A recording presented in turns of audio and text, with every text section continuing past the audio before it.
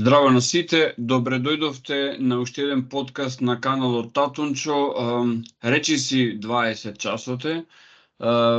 Подкастот беше најавен во живо во 19 часот. Техниката и оние бесплатни можности за стриминг во живо денеска буквално откажа и после сите обиди да се направи било каков видео во живо, ништо не успеа и затоа се откажав од тоа и ќе го снимиме вака на Skype како во старите добри времиња и после ќе го пуштам видеото офлайн. Наспроти мене го имате мојот драг пријател Димче Ацков Сонцогор, со кого вака се договоривме одамна дека од време на време ќе се гледаме и ќе разговараме на теми кои што се актуелни во моментот. Не геополитички теми, ама онака наши теми. Така што, Димче, благодарам за трпението и добре дојде повторно на каналот Татунчо. Здраво, живо, добро те најдов и само да кажам и јас дека луѓе не е лесно да се функционира со минимални средства, со стара опрема и без поддршка секако. Така, јас вака. Господине Ацков, дали е точно дека вие ќе отварате банка во Велес со директна поддршка на Ротшилд?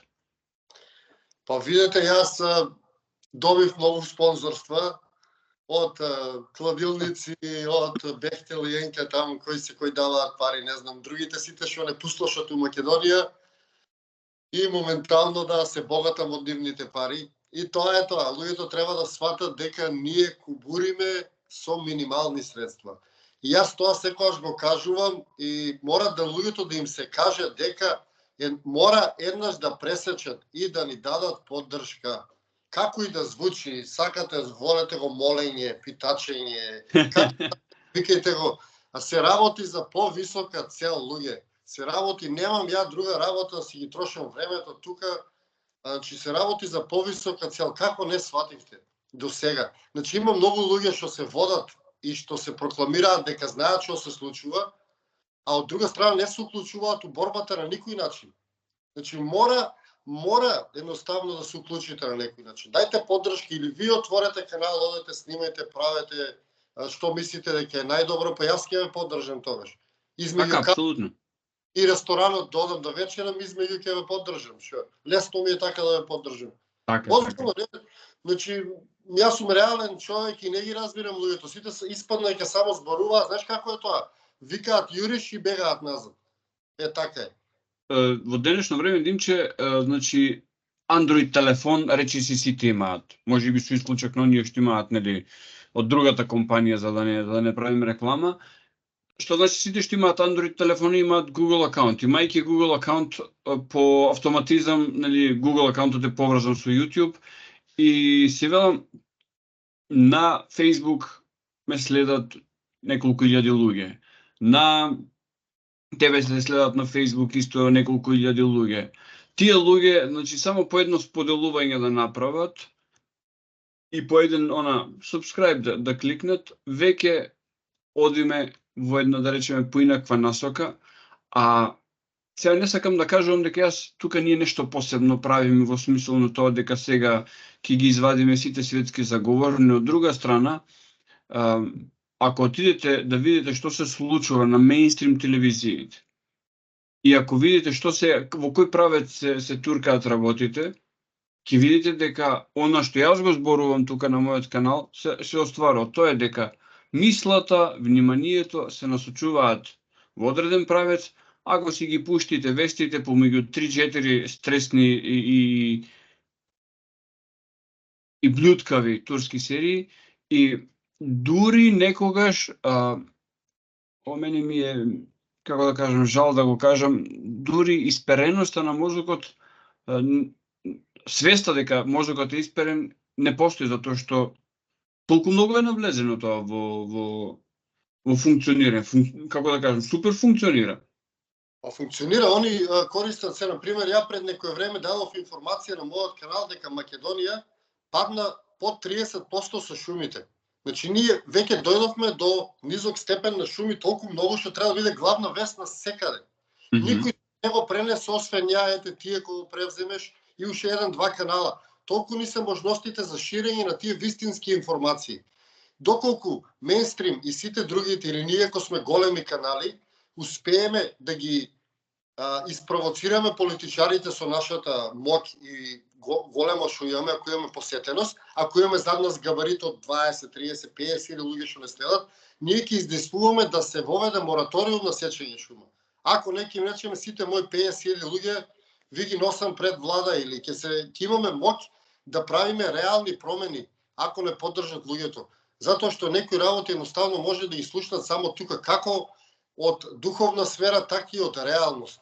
Значи, јас за тоа викам ние да растеме да не поддржат луѓето, не за нешто друго, не за ја шо, да станам славен и шо ќе ми смени мене животот, ништо. Едноставно јас ете и ти имаме таква потреба да ја изнесуваме вистината на луѓето, за да направиме реална промена. Ако имаме ние голема поддршка, ти ако имаш голема поддршка, ние се поддржиме, уште некој друг канал, ние ќе правиме реални промени во нашата средина. Реални промени. Јас имам чувство дека многу пати кога кај нас имаме реални проблеми, обичниот човек поминува покрај вели имам поважна работа. Имам поважна работа, сега не можам. Ова е еден многу непријатен случај кој што мислам дека го имам раскажувано. Јас бев сведок на тоа како луѓе седат од едната страна на Вардар и чекаат. Една жена во Вардар беше во реката, беше јануари, значи зима беше. Кога ќе однесе водата? Бе викам луѓе, наместо да размислуваме за тоа да ја спасиме жена. Достигнеме од другиот крај ќе однесе водата.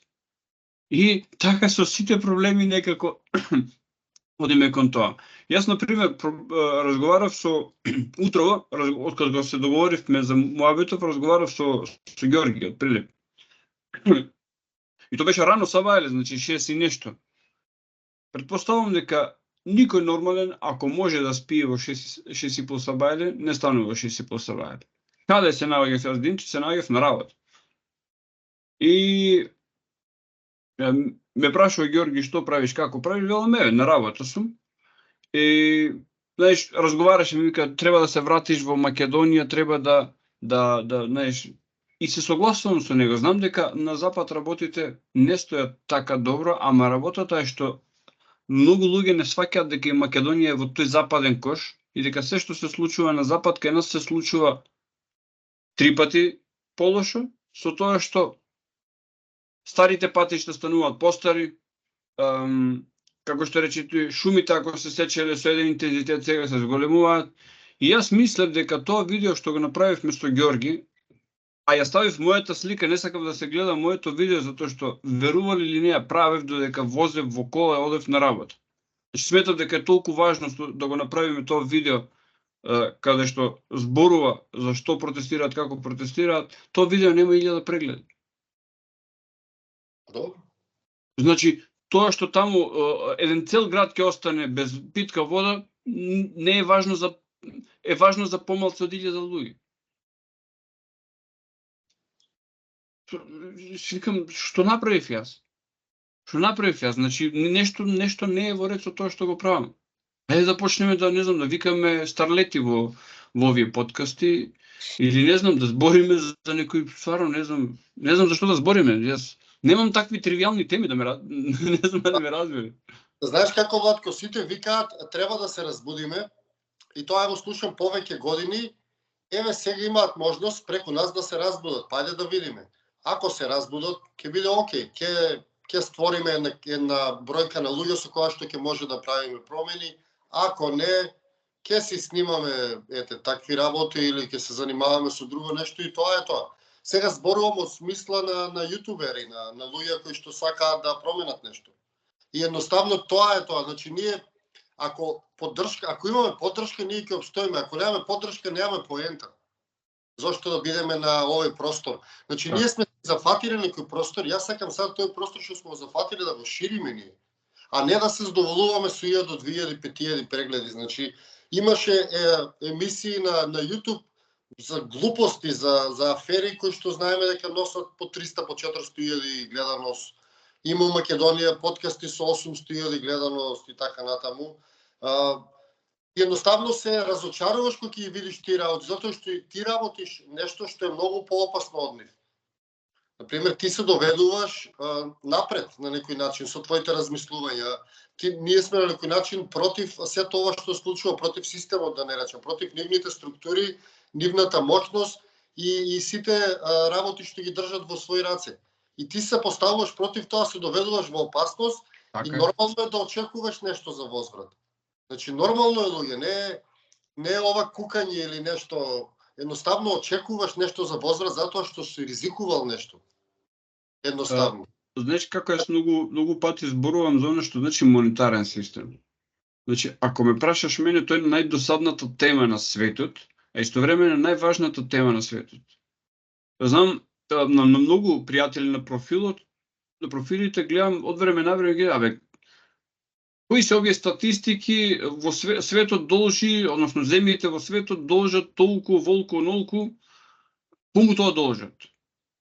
И знаеш, кога ќе ги видам таквите статуси, велам, јас имам најмалку 5-6 видеа во документарна форма и уште толку онака зборувајќи и објаснувам како се произведува тој долг, како го генерираат, како тоа функционира кога живееле во еден нормален свет, како тоа би било проглашено за тежок криминал, ама не бидејќи законите во светот функционираат така, значи сум се потрудил да го истражам и да го објаснам. Не само што нема гледаност, тие малку што ќе ме гледаат, ме провоцираат со коментари од типот, ти се разбираш нешто, има тука професори на факултет или вака или онака. И денеска баш размислував за тие што ќе дојдат на каналот и ќе хейтаат, да го употребиме тој англицизам. Мислев, знаеш, да баш во овој подкаст да кажам нешто против нив, да го изразам мојот бес. Знаеш што сватив, Нинче, дека тоа е израз на малодушноста во која се доведени луѓето. Ќе отидат на некој голем гледан канал или на телевизија, па не ни можат да го направат тоа и ќе бидат игнорирани. Сега ќе дојдат кај Димче или кај Владко и ќе речете сега на овој ќе му кажам дека не е во права.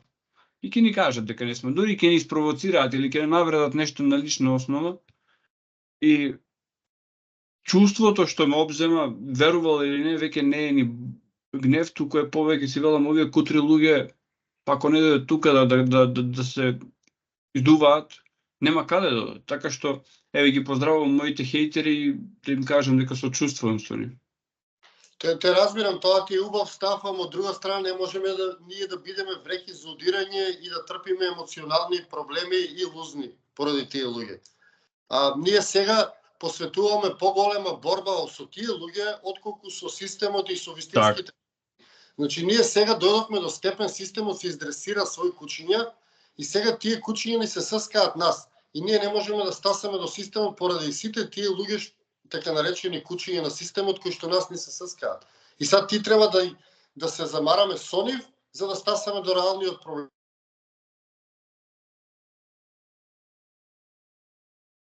Значи, денес имам катастрофален однос со техниката и со технологијата. Мислам, Димче, значи зборував тоа дека денеска имам катастрофален однос со технологијата и овој момент значи ништо не функционира. И Skype закочи дури малце. Извини, кажи си последната мисла, не се слушаше. Ти кажав дека системот веќе 1000 години создава своји војници преку институциите војска, полиција, навивачки групи, религии, завршиш со тоа. Сега регрутира и создава луѓе. Значи веќе оди во нареден степен. Системот сега создава луѓе кои што ќе се борат за него. Значи кога заврши со создавање на сите тие слуги негови така наречени институции, сега он почна да создава луѓе кои што ќе контролира. Не знам дали си огледал филмот како се викаш со Дензел Вашингтон, кога со збор ги активираат луѓето. Не ми текнуе на името на филмот, ама ги зимаат од мали, им го перат мозокот и потоа со употреба на еден збор они се активираат и почињаат да се понашаат на начин на кој што системот сака. Манчуријан кандидат се вика филмот. Манчуријан кандидат. Да. треба Тие да се- го гледаат, да стане јасно за што зборувам. Така, тие се така наречени sleepers или спијачи. Тоа се луѓе кои што не се ни свесни дека треба да направат нешто, а се програмирани да го направат. Тоа е Па длабоко во нивната системот подсвест. да толку напред, што создаде сега армија на такви луѓе. Тие луѓе не ги насочуваат на друго место, туку ги насочуваат против луѓе кои што гледаат да дознаат вистината или луѓе кои што ја зборуваат вистината. Ние сме тука некаде, или ја зборуваме вистината или трагаме кон неа. И они ги насочуваат тие луѓе спрема нас. Затоа ти имаш толку напади, затоа ја имам толку напади, затоа кога ќе објавиме на Facebook, ја имам на пример, кај знам 10-13.000 следачи, имам само 20-30 лајка на теми кои што се блиску до вистината. Ако постирам, го имам тоа експериментирано, а ако постирам нешто што е блиску до мејнстримот, тогаш има многу лајкови, значи допира до многу луѓе. И тој сегмент е контролиран. Кои теми ги обработуваме ние? А ние обработуваме теми кои што се блиску до вистината или се самата вистина. Знаеш како, теми кои што јас обработував на почетокот едни теми кои што ги нареков пирамида на моќта. И сега гледачите ако сакаат нека си отидат на интернет и ги напишат Pyramid of Power. Дури не е ни тајно, се гледа како оди таа пирамида. И таа пирамида, видим че во минатото, значи врвот на таа пирамида бил многу поочигледен. Сега тој малце сега разбиен и мислиме дека ако некој е во банкарство или ако банките се на една страна, дека големите компании се на друга страна и дека црквата е на трета страна, а не сваќаат дека сите тие институции, власта деве сега, новата влада што ќе биде, дека сите тие институции се направени да контролираат одреден аспект од нашиот живот. И тука нема компромис. И затоа сите имаат како еден вид на догми. Политичарите имаат една догма, банкарите имаат друга догма, индустријалците имаат трета догма. И сите мислат, чекај јас да си ја завршам, јас искрено кажувам, јас сум заробен човек, ама сум свесен за решетките околу мене. Јас секој ден трескам по тие решетки, кажувам дека сакам да бидам слободен. Па има многу луѓе велат, ама ако ние ги префарбаме во златна боја, знаеш дека е баш онака симпатично? Може и внатре позади решетките да се организираме, друштвенци ќе си направиме, театарска група, ќе се дружиме, што мора да излегуваме надвор на слобода? За жал така е, затоа ние треба тој пирамидален систем да го замениме со кружен систем на владење, како што имало порано. Значи пирамидалниот систем е систем кој што ни го введува паразитите. Додека во кружниот тек на владење сите имаме право. Немаме никој над нас. Така било порано, се создавале совет на старешини, они решавале. А било кружен тип на владење. Пирамидалниот систем е систем на робови и на владетели, за жал. Тоа е тоа. И додека го имаме тој систем на владење, ќе бидеме во тешка ситуација, односно одреден број на луѓе само ќе го гледаат тоа, другите ќе слушаат едноставно слепо. На таа тема луѓето треба да сватат дека мора пирамидалниот систем една за секогаш да замине и да се врати кружен ток на владење. Таа на хоризонтала, родова заедница.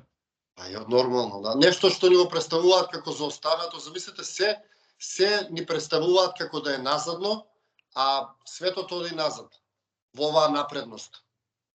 Напредност е затоа што мислиме дека ова пластикава тука што има светуцкави бои, дека тоа е јаката напредна технологија, а ти го кажуваш тоа, јас го кажувам тоа, дека не само луѓето некогаш, и ние ги имаме тие вградени способности, само што се заспиени, се блокирани. Да ја имаме истата таа технологија внатре во нас, природно. Еве ќе кажам пример, телепатија. Да се комуницира, јас ти да немаме потреба од овој компјутер и од овој екран за да комуницираме, се комуницира на далечина. Значи, телекинеза, се извинувам, ми влезе нешто во код. Кога ќе се зборува за тоа како се изградени одредени големи џиновски камени структури, тој каменот што го кажуваше прстенот на џинот. Туку така се стркало и баш таква форма има таму. И кога ќе им кажуваш на луѓето дека порано постоеле луѓе кои што ја имале таа духовна моќ да ја менуваат материјата околу себе каква и да е, И вика, бајде сега, кои глупости ги кажеш. А од друга страна, погледнете го светот. Влезете во најобична продавница или во најобична аптека, тоа аптека ми се има случајно.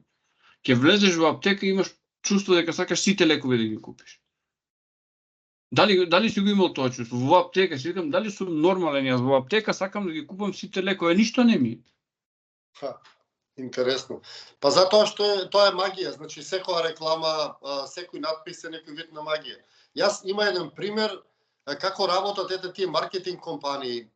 Луѓе пласираат производ во кој што се прави торта од прав. Значи тортата се прави, само ја ставаш со вода. Ништо не треба направиш за да биде готова. На луѓето не им се продава таа торта и тие контактираат едно од најстарите маркетинг агенции, затоа што знаете дека маркетинг агенциите се порано окултистите што биле, тие сите луѓето што го знаат како функционира нашето тело и нашиот мозок. И таа маркетинг агенција во рецептот додава само го зема истиот производ што е за тортата, правот, и додава само додадете едно јајце на надписот на кутијата. И потоа тој производ во наредните неколку недели се продава во 5 милиона, ја трошат цела залиха што им била за цела година за 3 недели. Само со тоа што таа маркетинг компанија додадете едно јајце. Затоа што луѓето тогаш ќе се чувствуваат дека нешто прават, а не само на готово. Не разбираш? Така. Не ми е моветот за рекламата, туку за знаењето кои што ги имаат тие маркетинг агенции, ако вратиш наназад, се стари многу долго и имаат окултистичко позадина. И они знаат нашето тело како функционира и нашиот мозок. И они го користат тоа моментално од најразлични причини, да не контролираат, да не ги зимаат парите и да не раководат. Затоа они знаат што да ни направат нас. Овој пример го кажав од наједноставен, има многу други примери кај што се докажува дека они знаат за нашето тело, а нас ни даваат само површни информации како функционира нашето тело и ние мислиме дека знаеме. Јас учев анатомија, на пример, и ти учи само основни работи, не ти учи ништо повеќе. Па да, јас на мои зрели години научив дека ние во центарот на мозокот ја имаме таа пинеална жлезда која што е всушност неколку милиметри, а е чудо од жлезда и ги лачи најважните работи кои што се битни токму за тој духовен развој. Значи, ова што го спомна ти ме потсети на една стара програма во југословенско време, се надевам дека се сеќаваш и ти, каде што имаше програма за готвење, во таа програма на готвење тој куварот различни рецепти правеше и на крајот вели и додадете една кашица вегета. Практично целата работа беше вегета да се изрекламира во тоа. Сите рецепти беа со вегета. Ама знаењето, него му е кажано во кој момент, со кој тон и со која позадина да го каже тоа. Затоа што тонот има многу значење, например, во богослужба на факултета и поповите ги учат како да зборуваат со кој тон за ти да се осеќаш успано. Ме разбираш? Так. И едноставно многу е важно и тонот и сето тоа знаење што го потребуваат против нас. И луѓето се малку наивни и мислат дека никој ништо не им прави, дека они сите тие работи што ги купуваат, ги купиле поради тоа што им треба, а не им треба. Ако се реални луѓето ќе видат колку се изманипулирани, влези во еден дом, кај мене куќата е празна, нема ништо, на пример, затоа што тие магии не делуваат на мене, да кажам накратко. Доколку делуваат тие магии, јас секој ден ќе мркнев по нешто дома и домот ќе им беше пренатрупан. Луѓето мислат дека тие работи им требаат, тие не се ни свесни зошто ги купуваат сите тие работи. Едноставно не знаат, јас ќе им кажам, затоа што се магепсани од тие маркетинг компании, така наречени, и едноставно тоа треба најдат сила да се борат против тоа чувство, затоа што тоа не е нивно чувство да купуваат работи. Има еден клип, го гледав сега на YouTube, некој дечко направил, ги земал сите работи што ги има дома и пробувал да ги носи. Тој испаѓа со 20 капи на него. Пробува да облече 10 пара патики. Пробува да облече 5 јакни и така испаѓа. Значи, покажува колку не ни требаат нас работите. Ама страшното е што ние тие работи ги купуваме под хипноза и под магија. Не ги купуваме под чиста совест и не ни требаат.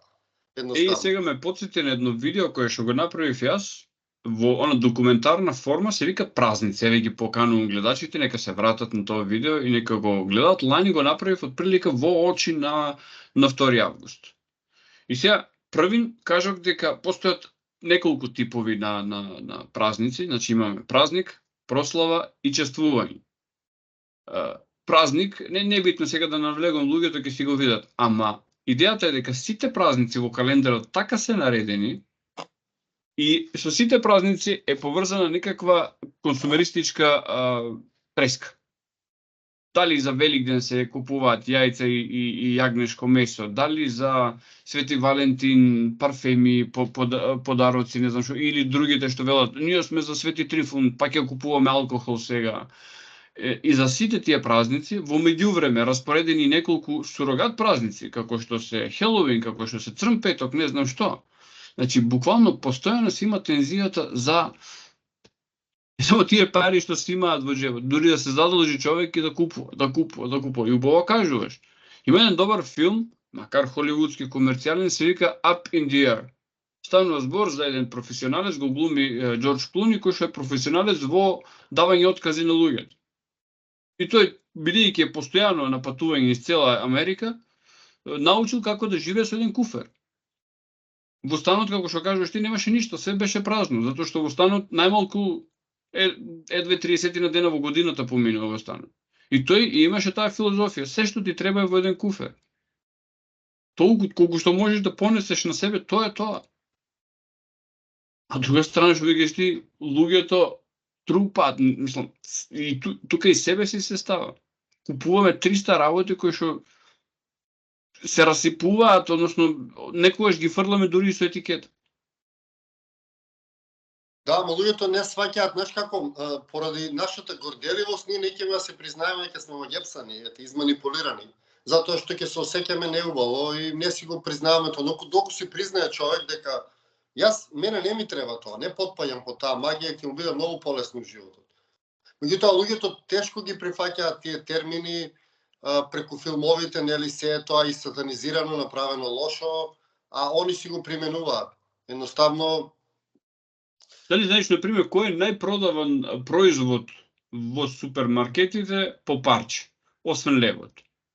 Вода, Димче. Вода. Успеа луѓето да ги убедат дека треба да купуваат вода, па во рекламата вели со ниска содржина на натриум.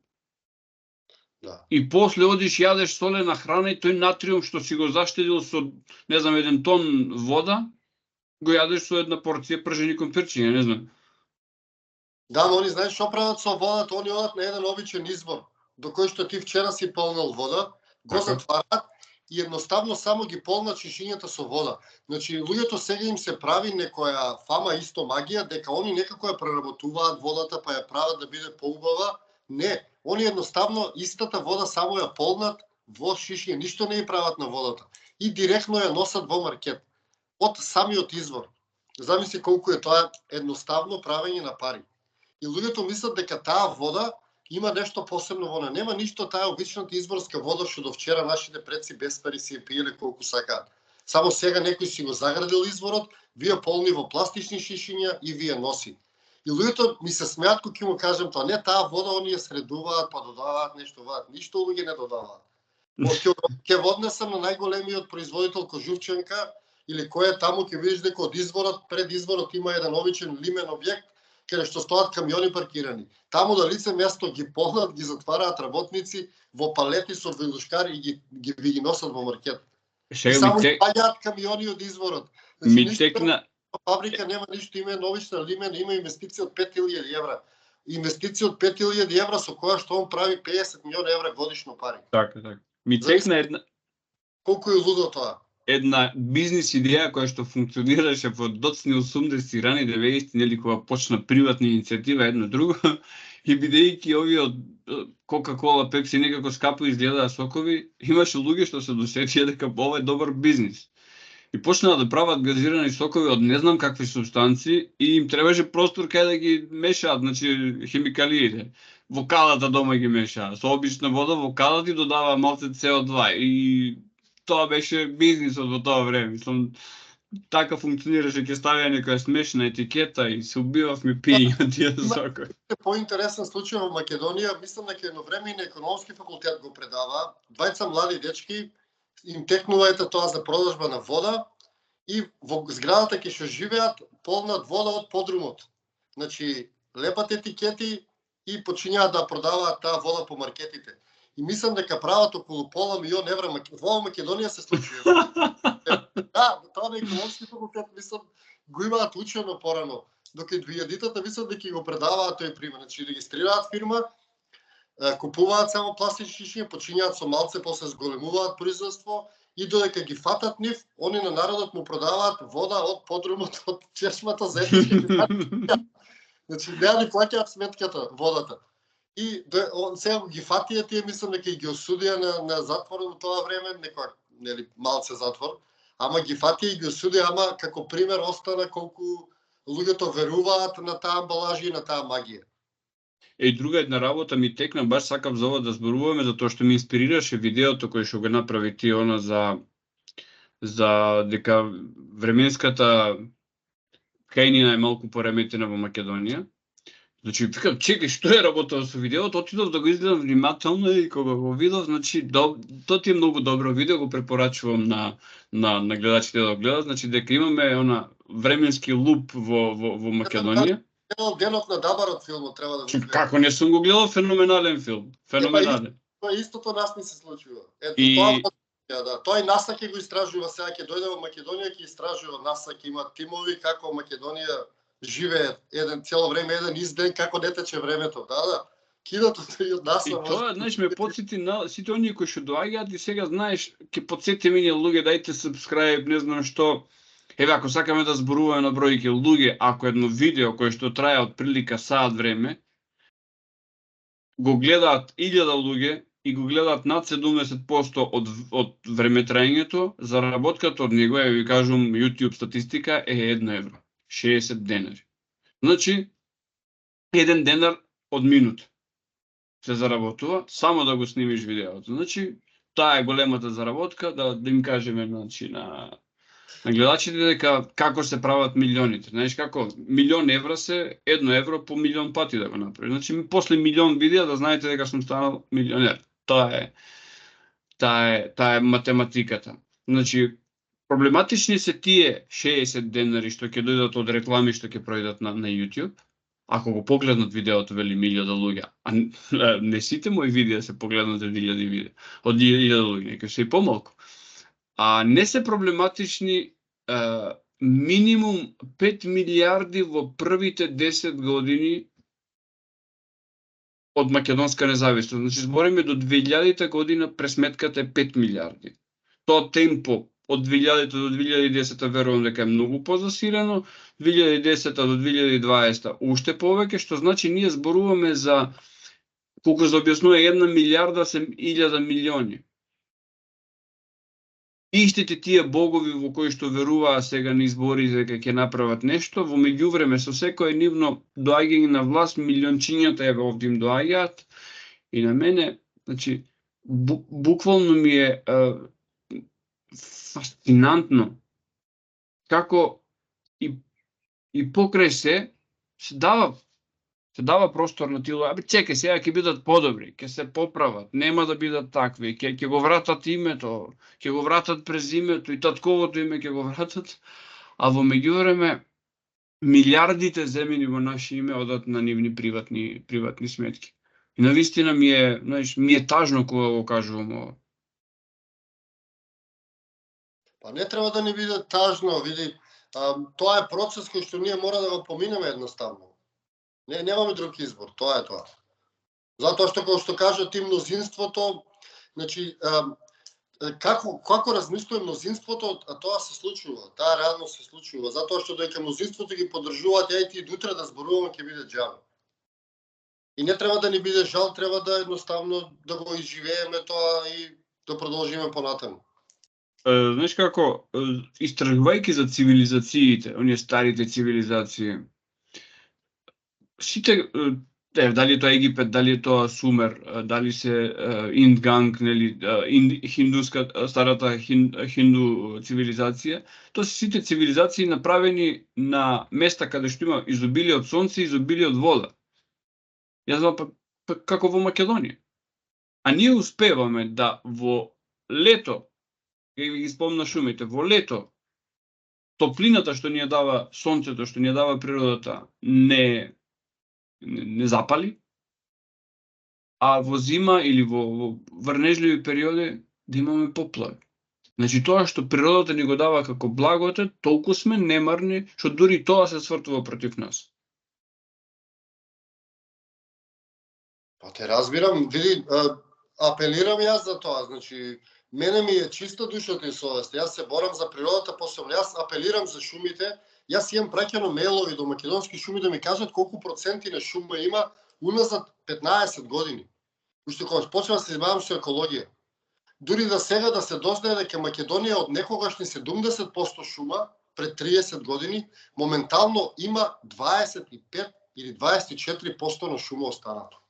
Знаеш што значи тоа? Зголемен број на Смрт.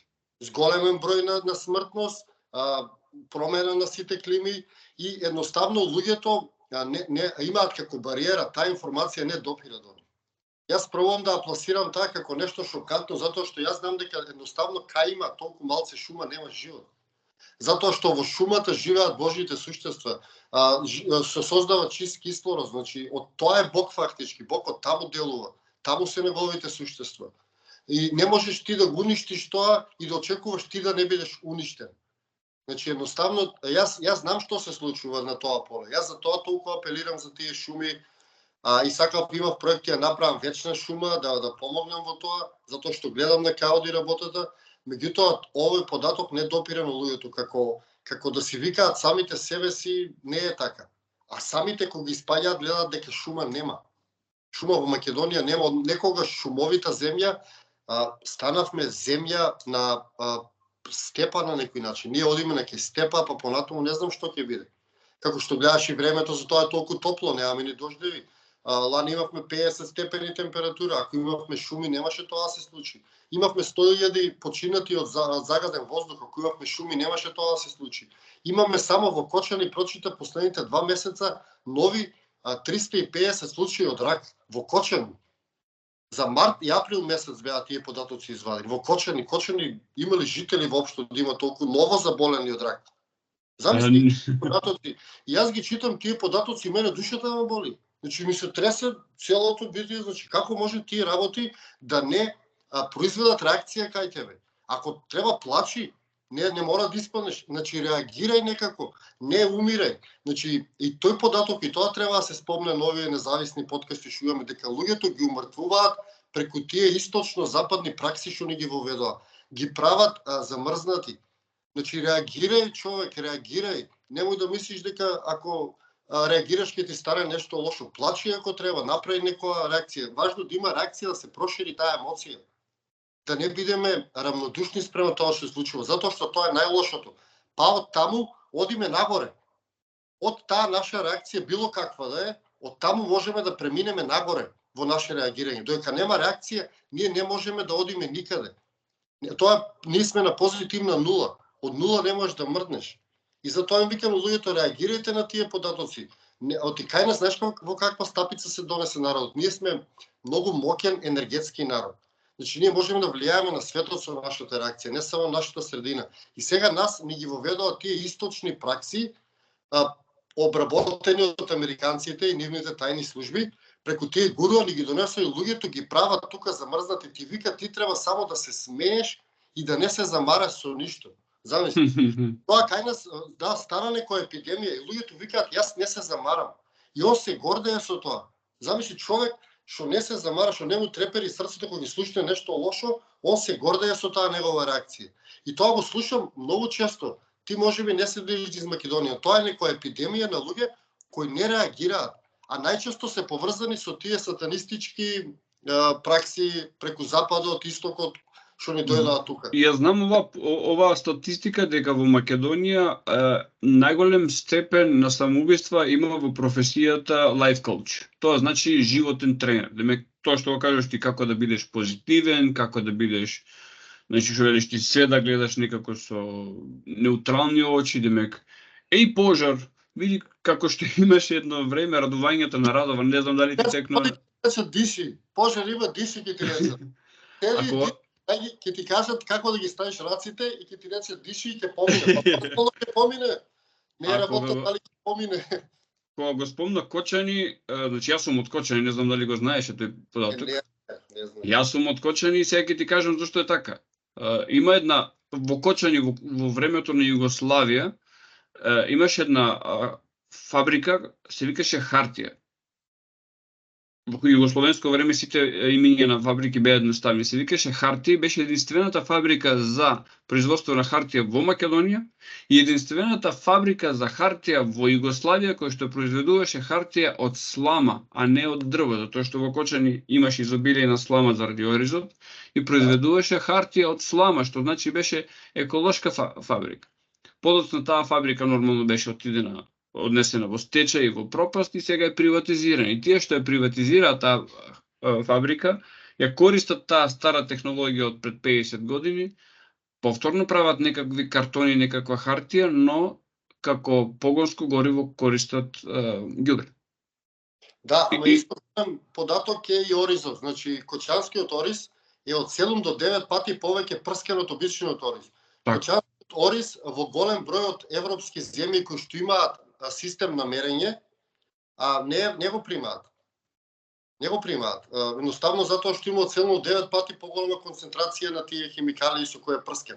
И верувам дека голем број на тие заболени од рак ќе поради тие пестициди, огромен број на пестициди што ги користат сега во Така и друга една работа сега што ја гледав по порталите, дека депонијата што е над градот, значи е над градот, високо е над него, што значи константно е запален и константно согорува. И што значи тој чатот од депонијата оди долу. Што значи од кај да се сврти, значи јас кога додам во Кочани, особено во зимските месеци, таму воздухот мириса. Во Чернобил, да се дојде во Чернобил, значи буквално мириса кога да си во близина на вулкан. Жал ми е. Опипливо е. Жал ми е, многу ми е жал за тоа. Се надевам дека ќе се изнајде некое решение. Луѓето треба да се организираат и едноставно да ги блокираат тие патишта, граѓанска непослушност имаат на располагање, значи мора да прават нешто. Доста се кријат, сите викаат ја правам работи заради децата. Ајде направете работи заради децата. Направете, жртвувајте нешто, испаднете, граѓанска непослушност прогласете во Кочани.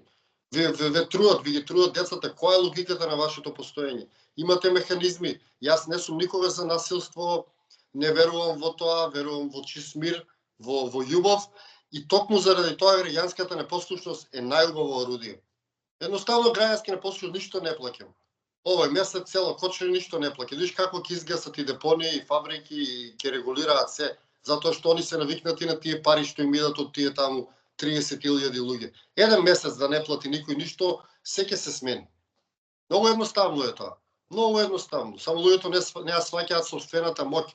Моќта на човекот е огромна.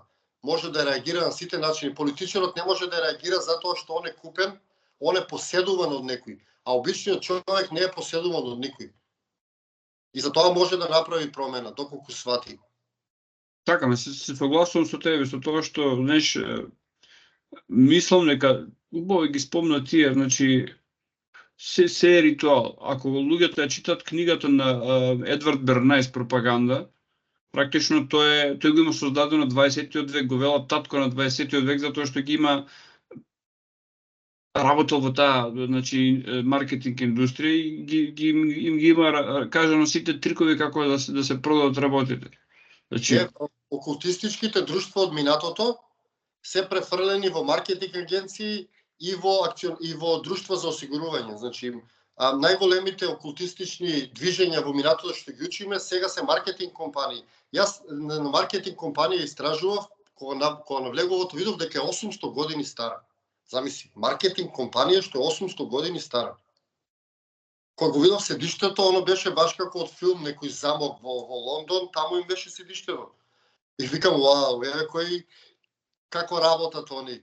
Значи, тоа треба да го сватиме, дека тој што го кажа Бернајс, он бил само дел од тоа, он имал достап до нивните информации затоа што влегол во таа индустрија. Како Орвел што бил земен со внуката на Рокерфелер, па видел што ќе прават, па така ги напишал книгите, нели? Така, и во Фабијанското друштво бил член. Тој е дел од нив, значи дел од елитата, само вика дечки да ви раскажам. преку жената влегол во тие кругови, видел што ќе прават и го искористил тоа. Така и Бернес истото го направил. Он видел како функционираат работите, он се решил само на некој начин да ги представи тие работи. А тоа знаење е постаро, тоа знаење иде од тие окултистични кругови, од маркетинг агенции кои што се стари минимум 800 години најголемите компании.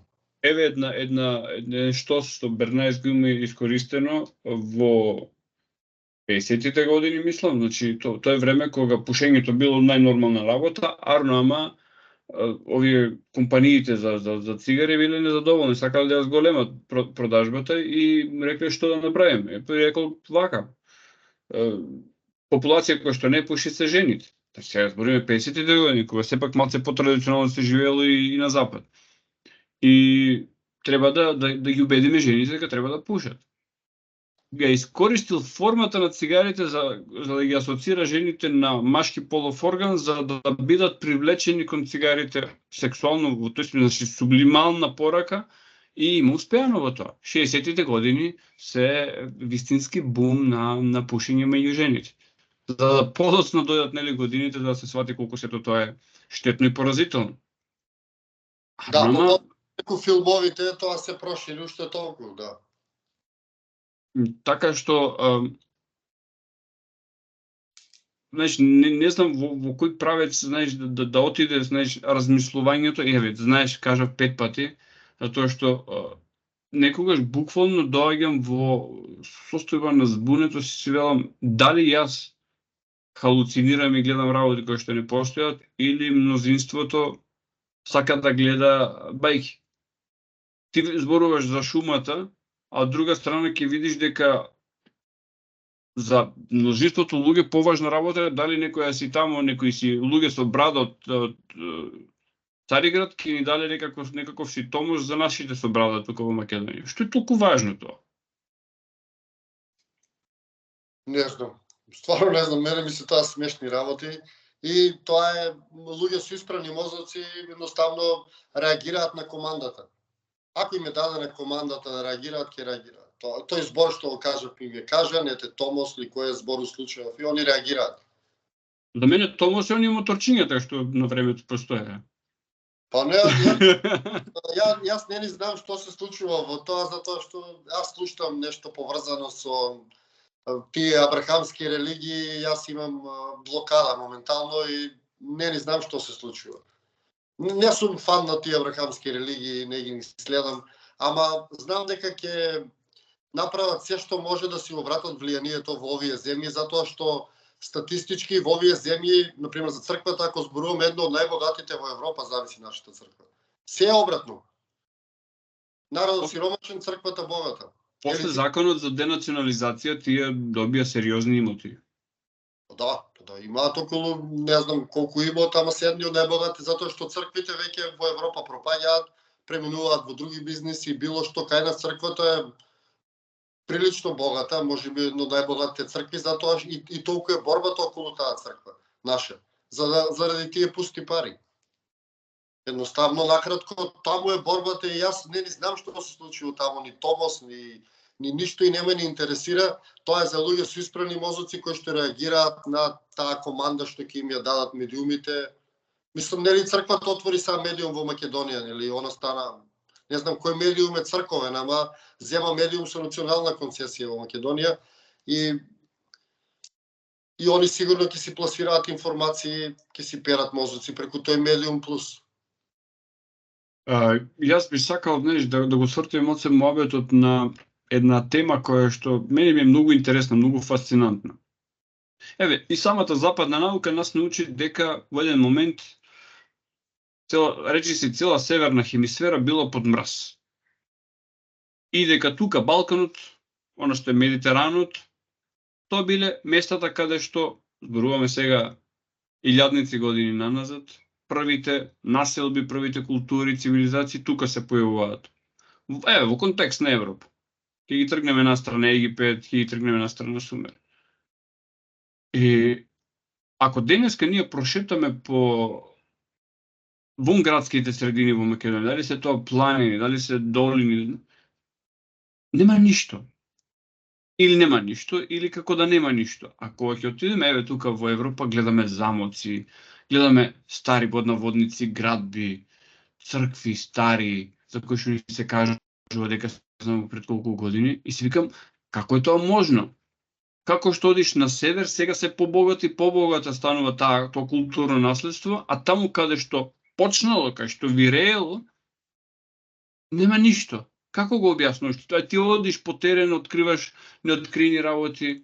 Како го толкуваш тоа? Знаеш како го објаснувам тоа? Тоа го објаснувам преку варварите кои што дошле тука се да уништат, кои што денеска ги учиме како некои цивилизации кои што наводно не освоиле. Значи, едноставно разрушувано е се. Дојдено е со една мисија да се разруши и да се исклесаат нови докази и да се формира нова историја. Толку тоа едноставно тоа се прави континуирано до ден денеска. До ден денеска сега ние додека зборуваме на некој локалитет во Македонија има варвари кои што го уништуваат. Ја ги викам варвари, сега се, не знам, странски платеници или кој знае што. Важно има и моментално се случува тоа. Едноставно се уништува грубо, со чекан, со поново време со механизација, порано со чекан, се уништувале тие исти работи. Значи, дошле тие варвари тука со една цел да уништат се.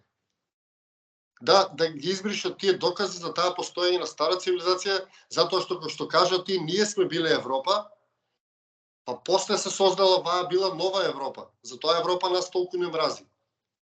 Затоа што ова е нова Европа, пред тоа Европа била на овој дел на Балканот, како што кажа ти, меѓутоа нели Балканот е лош збор, е негативен, ние сме се викале едноставно Рит, Брдо, Хумка, таков бил нашиот назив за овој дел од полуостров, за нашиот полуостров. Да, ги спомна преска англичаните. Индија е име дадено на таа земја од страна на англичаните. Индија не се вика Индија. На индиски. Аха. Не се вика Индија. Тоа го имам слушнато од оние со брада што се хиндусите, вели Индија, па јас не се идентификувам како Индија затоа што Индија не е моето име. Индија е име дадено од колонизаторот. Па нормално и тој колонизатор или тие варвари, колонизатори, тоа се варвари, не знам зашто толку фенси израз им даваме модерен колонизатори, кои тоа се едноставно варвари, индијанците кои што ги викале белите варвари. Индијанците најубаво ги именувале тие како бели варвари. И тие кажале дека кога ќе дојде бел варвар, не смеш да му дозволиш ни да ти се обрати. Имало таков проглас меѓу индијанците. Требало да ставиш раката и да им кажеш стоп со вашите лажни зборови, вашите лажни богови, кои што ќе не однесат во пропаст.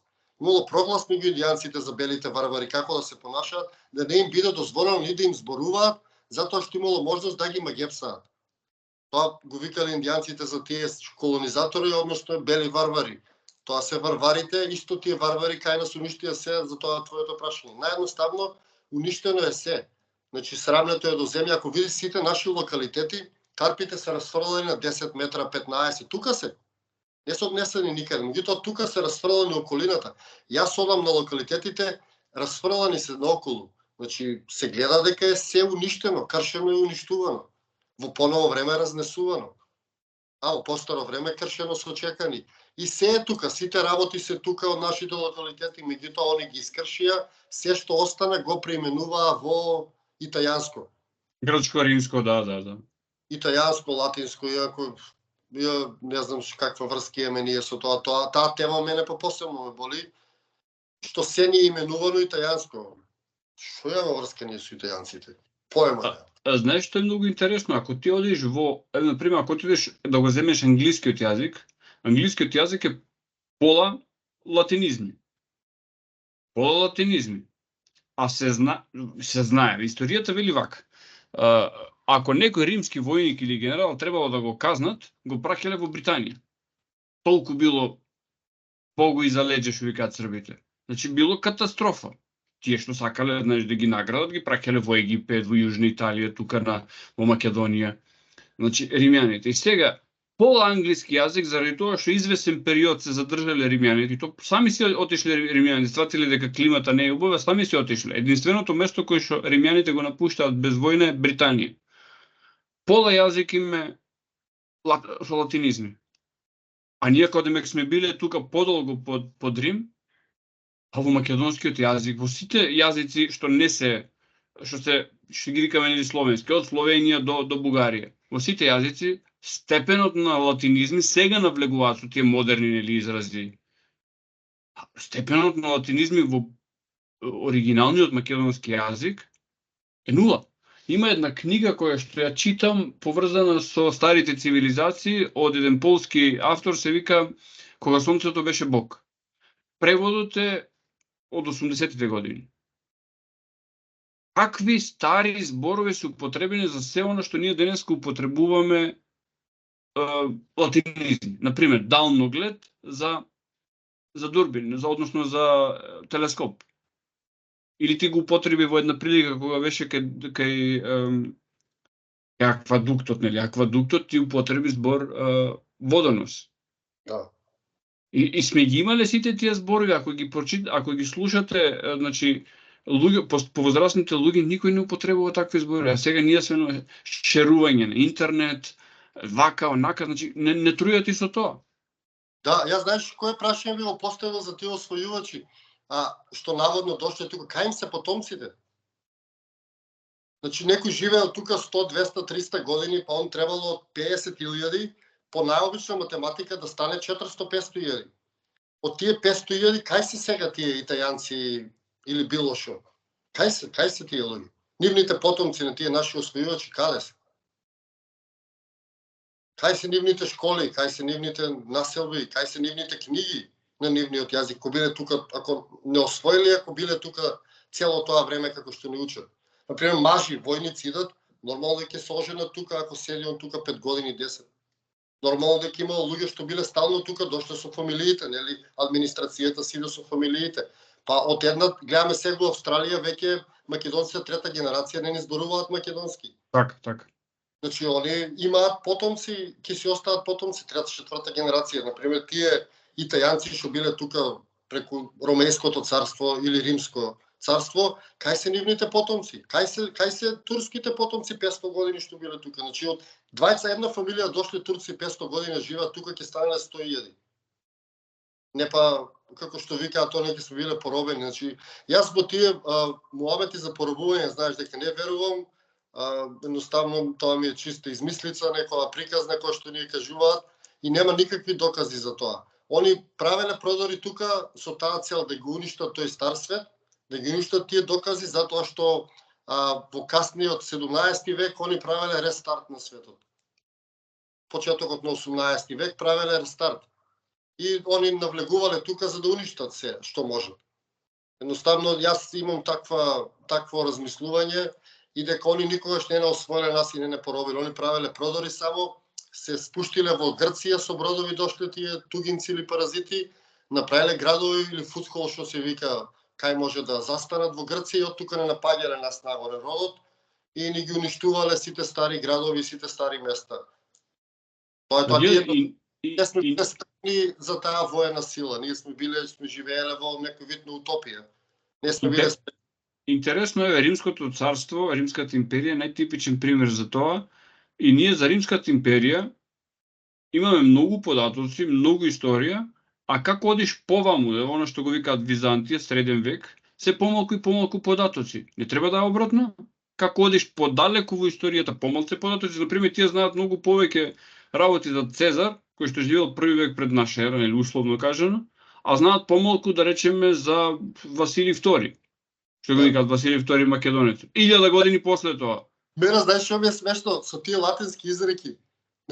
У такви тешки моменти нив им текнувало да зборуваат на латински и да кажуваат тие поговорки, замисли. Да, вени види вици, така. Баш во тој момент него му текнало на латински или коцката е фрлена или кога го бодал тој со ножот, он баш на латински проговорил тогаш, нели? И ти ли си Замисли колку е смешно тоа и тоа целата таа приказна, целиот тој фалсификат за време кој направен за време на италијанската ренесанса, нели, за тоа има и докази, клесано, правено се. Ни го представуваат како реалност. И луѓето не се запрашуваат од каде ова сега. Како може некој во такви тешки моменти да проговори на јазик, на странски јазик, кога ти сега, не дај Боже, некој да те боде со нож, ти да говориш на германски, да изговориш нешто. Значи, многу е чудно тоа и се гледа дека е сето тоа измислено и конструирано. затоа што едноставно тие сили владеат моментално и ја учиме нивната приказна. И самиот збор his story значи неговата приказна или историја, приказна. Значи, они не ни тврдат дека тоа е реалност, немаат ни докази никакви, едноставно ни го кажуваат ова е нашата приказна, не натера насила да го прифатиме и нивниот календар и нивната историја и тоа ќе го учиме. Меѓутоа луѓето треба сами да истражуваат. И најважно од се треба да го користат генетското сеќавање. Затоа што некој ќе ти каже тебе информација, мене ми викаат од каде ти докази за тие работи. Мене не ми треба докази за некои работи. Во мене се активира генетското сеќавање, јас кога ќе слушам некоја информација. И јас знам дали таа информација е вистинита, дали е лага. Треба луѓето да се научат да користат своето генетско сеќавање и својата генетска меморија за да детектираат кога ги лажат. И не ти требаат тебе докази, ти треба само да едноставно знаеш ти што е вистина, што не е. А таа историја никако не е вистина, дури е и смешна и мислам дека веќе пропадна таа историја, нели како пропаѓа таа цивилизација, така и историјата им пропаѓа и време е за вистинска историја. Например, ти си од Велес и сега велам, ако тој Велес и ако таа словенска митологија била толку небитна, толку измислица, не знам што, тој народ немало тој град да го нарече Велес, ќе го нарекол, не знам, по Вардарија ќе го нарекол град покрај Вардар. Некако ќе му измислил Којник ќе го нарекол. Ja, ама знаеш како, јас прашувам, ете тоа моите видеа го зборувам, зошто не учиме за македонска митологија? Зошто учиме за грчка, римска, турска, хиндуистичка митологија, африканска, не учиме за македонска митологија, ариевска или словенска, како сакаш да кажи. Само да учиме, зошто не ја учиме? Луѓето не се запрашуваат и кога ќе ги кажеш македонска митологија, ти ја кршиш програмата. И они се целите опрашалници си викаат, чекај, треба да имаме македонска митологија. Ама немаме. А зошто немаме? Разбираш тоа кој ерор, која мала во компјутерот. Немаат одговор зошто немаме македонска митологија. Велес е дел од македонската митологија, еден од главните богови и луѓето си го поштувале до 19 век.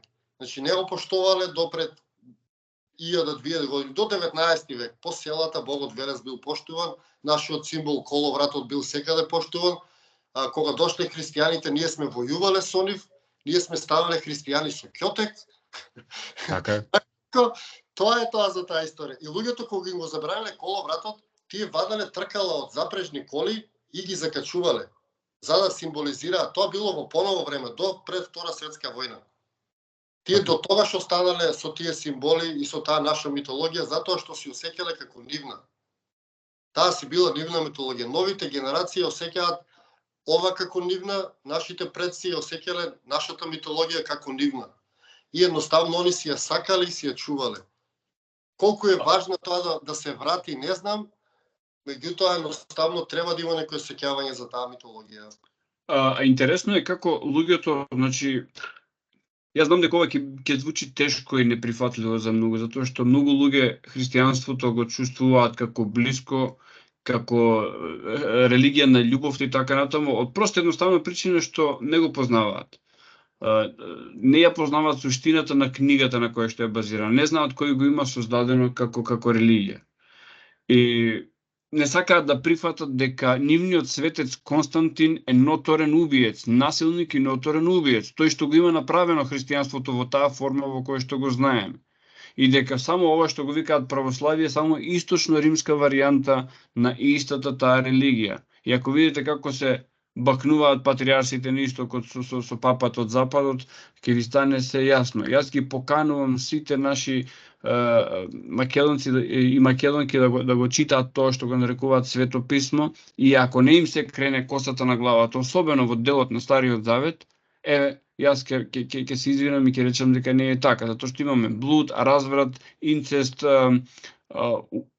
инфантоцид, значи убиство на деца, убиство на жени, геноцид, значи масовни убиства, и се во име на тоа на тоа битие Јахве кое што тие сега го кажуваат дека е Бог. И уште најпатетични ми се оние кои што велат дека Исус е македонец и дека христијанството е македонска религија, тоа ми е веќе најстрашно, еве многу умина ќе ме критикуваат за ова, ама што имаме ние заедничко со Исус?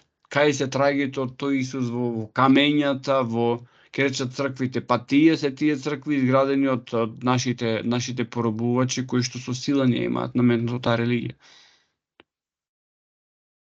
Да, види, христијанството факт е дека ние со ќе станале христијани, тоа е јасно. И тоа со тоа пишува и Кочо Рацин во Драговицките богомили книгата, ако сака кој може да прочита, ќе види дека Кочо Рацин кажува дека он ја основува тугинската вера цело време за христијанството и го кажува Богот Јахва како библискиот Бог.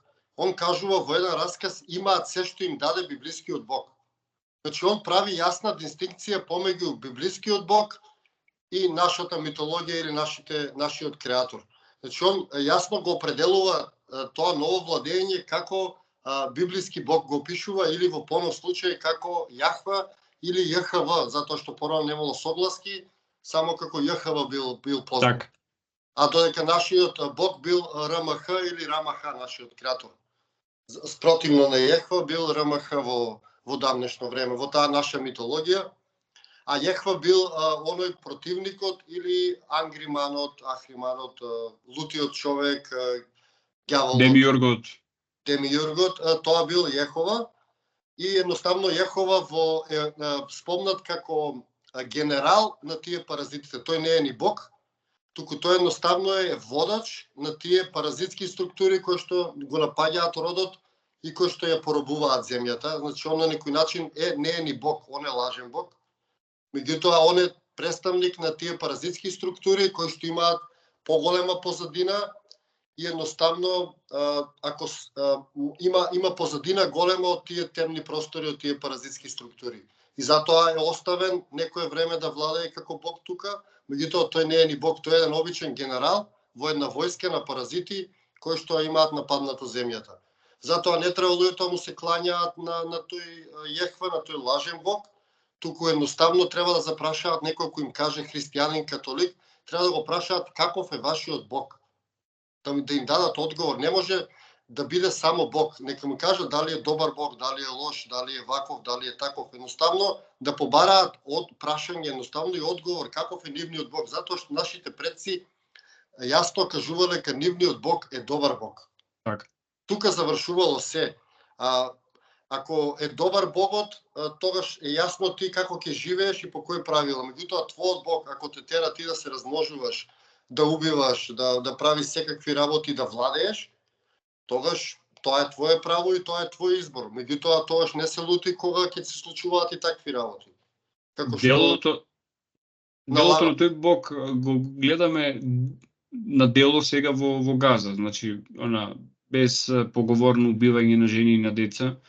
Значи, јас би сакал да ги повикам тие што сакаат да читаат во Стариот Завет, нека си ги прочитаат така наречените 10 Божји заповеди, таму пишува каков е тој Бог. Вели јас за сите отстапки, сега парафразирам, ги казнувам сите луѓе до 10-то колено. Значи, ако таткот изгрешил, твоите правнуци ќе треба да бидат казнети заради грешката на нивниот прадедо. Друга една работа во приказната за Ноe, кој што не е изворно библиска приказна, но не и се, нели? Сакаат да веруваме дека Ноe ги спасил од сите живи суштества по еден пар и неговото семејство и така се продолжило човештвото. Тој Бог за кој што зборуваме, значи тој библискиот Бог имал потреба, или тие богови, затоа што се спомнува множи, имале потреба од специфичен дел од телата на животните, а мислам дека делот кој што е каде што се спалуваат луѓе е намерно тргнат, а бидејќи го нема да го коментираме. Значи, специфичен дел од утробата на животните барал да му биде спалена и го обожавал мирисот на таа спалена храна. Значи, од тоа спалено месо. Да. Приказната за Ноe. Прочитајте убаво, значи потопот. Ноe ги собира сите животни, едно друго, поминува 40 дена потоп. Првата работа што ја прави Ноe после потопот е многу фасцинантна. Од тие животни зема и го прави истото, прави олтар и спалува. Или требаше да ги спаси. Сигурно има спалено животни, има си има изгубено еден вид од животни затоа што морал да ги спали. И во постарите текстови пишува дека боговите се навртели на таа миризба како муи. Значи, затоа се таков тип на паразити за какви што зборуваш ти, и Јахве е еден од нив. И убаво пишува во Стариот Завет, тие што сакаат ќе им го најдам и конкретниот стих, вели како што е запишано во книгата на војните господови. Добре, ја на сите ги побарам, нека го побараат, Да Винчи го има нацртано и го има во една пештера Богот Јахве. Нека го побараат на интернет доколку таа слика уште кружи, ќе го видат како изгледа тој лажен бог, ќе речеме, тој обичен генерал во кај паразитите. Само нека го видат како изгледа, значи како демон од хорор филм, значи. Зошто не му се покажа на Мојсија ни на никој доколку постоеле тие случувања. Он секогаш никогаш не се покажувал затоа што едноставно он е лажен и неговиот лик е страшен за човекот. И ќе се јави помнеш на кого тоа ние му се клањаме кога ќе го видат како изгледа. Меѓутоа види тие теми за луѓето се толку далечни, а тебе ти си интересни, ти си навлезен и гледам дека имаш големо познавање, ги разбираш. Јас исто до овој години истражував и знам за што зборувам, исто и ти гледам дека знаеш, меѓутоа луѓето се доведени до тој степен да појма немаат за таа тема. Појма немаат. Кочо Рацин, например, го гледаат како еден обичен поет, а Кочо Рацин има објавено највеќе голем број 80% текстови токму против новата тугинска вера и библискиот Бог.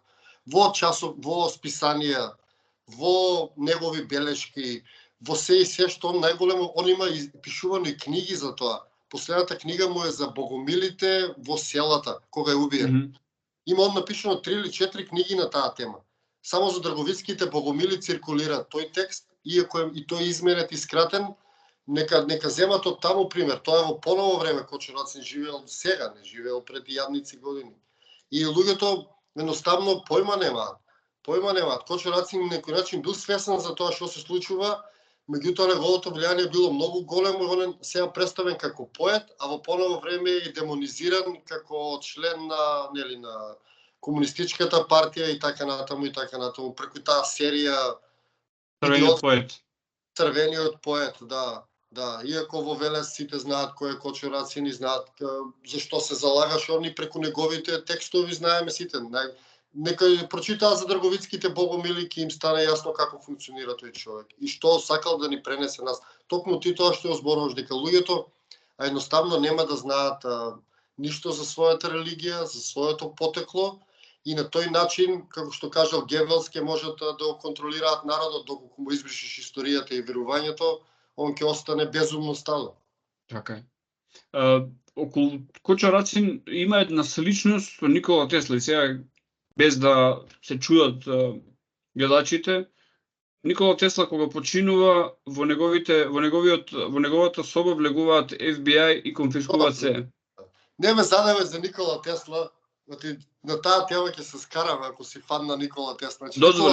Дозволи. Сакав да направам споредба. Конфискуваат се од FBI. Комунистите после смртта на Кочо Рацин, особено овие комунистички поети и писатели, конфискуваат се од архивата на Кочо Рацин, одат дома кај неговите, ги бараат неговите списи и тие списи подоцна исчезнуваат. Јасно така функционираат на таа, ако ти е контекстот таму, меѓутоа за Кочо Рацин голем број текстовите се преживеани затоа што се печатени во некои списанија. И за дрговицките богомили и некои негови раскази се преживеани, да.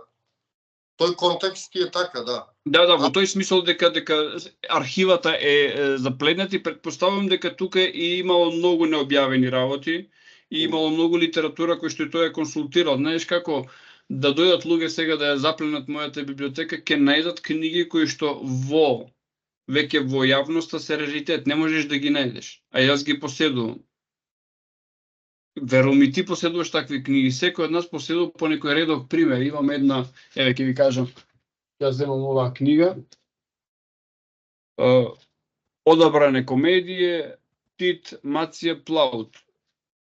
Само колку за информација, книгава е печатена во Белград 1923 година. Значи е 101 година стара. Купена е на улични продавачи, такви работи, што значи Сигурно имало и како чорацин такви книги. Да, знаеш, што ти се смеам, оти кај мене у библиотеката, ја највеќе собирам бајки, сказни, такви работи.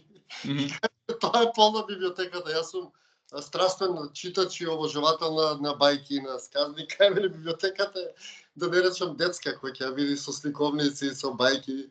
Меѓутоа, нели, тоа е... Не, фасцинантно е тоа со бајките, затоа што бајките се еден многу символичен јазик. Јас студирав малку книжевност и го знам тоа, значи тие содржат еден таков символичен јазик, што ако земеш да ги читаш на едно малку подлабоко ниво, тие откриваат длабоки значења. Значи, појди од наједноставните, Црвенка, па не знам, Заспанат убавица, тие што ги знаеме од браќата Грим. Да не збориме за оние кои што ги собирале Марко Цепенков и браќата Миладиновци. Тоа се фасцинантни работи. Нека побараат луѓето ете приказната за јасниот сокол се вика. Таа се верува дека можеби најстарата приказна што е преживеана. Таа опишува за време кога се имало меѓупланетарно патување во така наречени вимани и во кој се опишува патувањето на девојка да го најде љубениот преку 7 космоса или 7 планети различни посетува. И при посета на секоја планета, таа ја опишува планетата заедно со Сонцето на која што стасува. Тоа е долга приказна, има на интернет во PDF формат, има на англиски, има на руски, можеби и на српски има. Нека побараат луѓето приказна за јасниот сокол, ќе се фасцинираат, ќе видат каков до некаде како бил светот порано, затоа што таа приказна е стара 4000 години најмалку. Ете, ако можеш ти побарај, ќе се фасцинираш од информациите што ги има таа приказни, кои што кажа ти, јас црпам информации неховаш од тие приказни, посебно ако се автентични, наши, тие браќа Грим многу не ги поштувам. Јас имам одбивност и спрема Никола Тесла, кој што каже, алергичен сум на тие ликови, нивни ликови, затоа што тоа се системски луѓе што се величат, ја верувам дека се нивни луѓе, системски луѓе, и меѓутоа нашите, ако најдам некоја стара приказна, било да е словенска класифицирана, било да е македонска, јас ја собирам и ја истражувам и доаѓам до многу информации од тие приказни. Така, сега мислам дека веќе одиме на кај саат и пол муабет.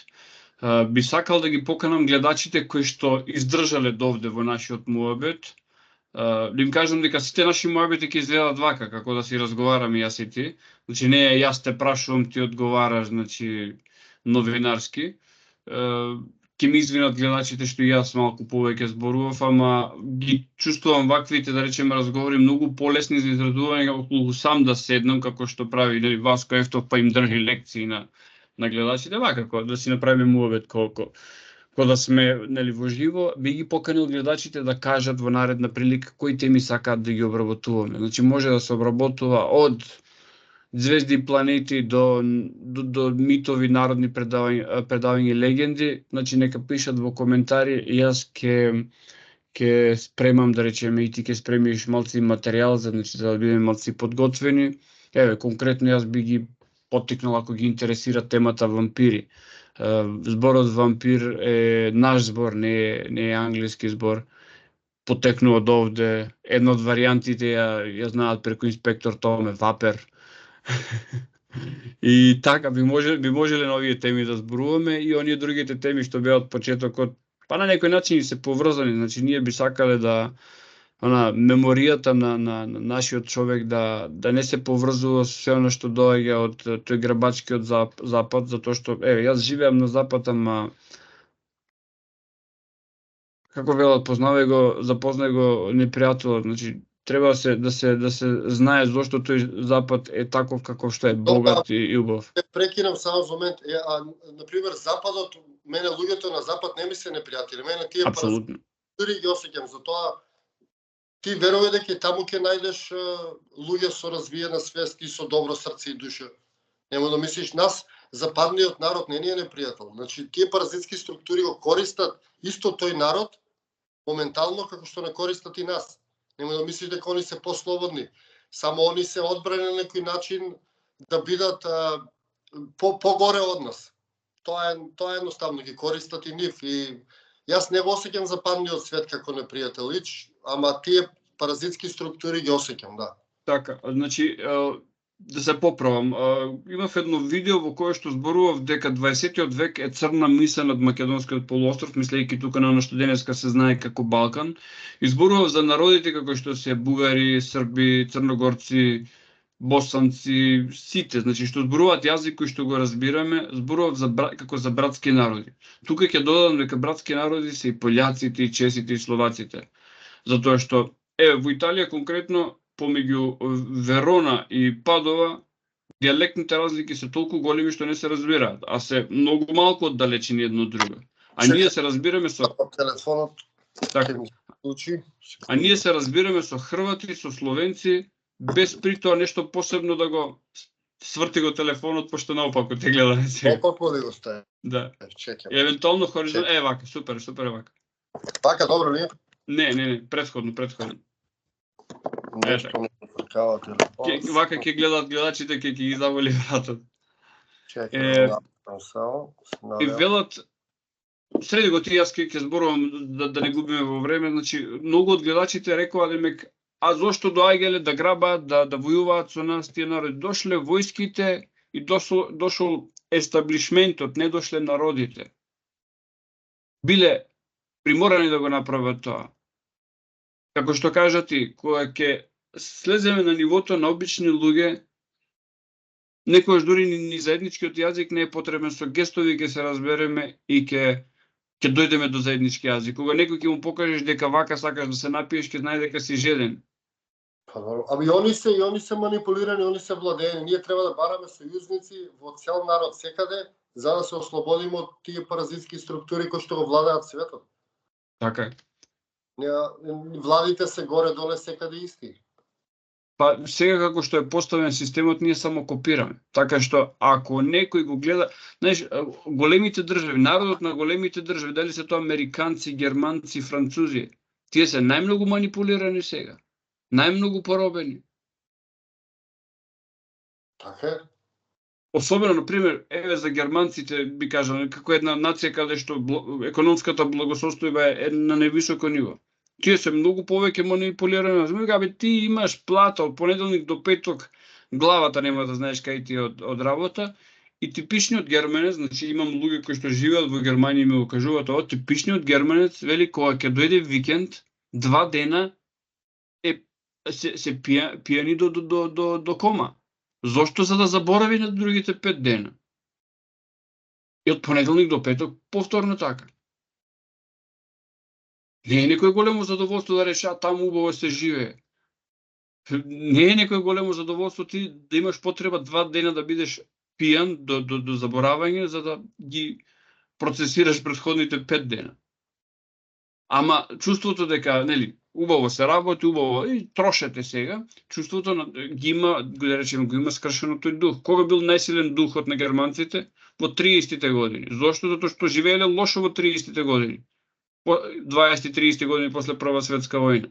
Кога требало да однесат 2 куфери пари за да купат еден леп, и тогаш биле најсилни, духот нивен бил најсилен. Сега не е силен. Иако имаат, нели? Така е. Јас согласувам за тоа, да.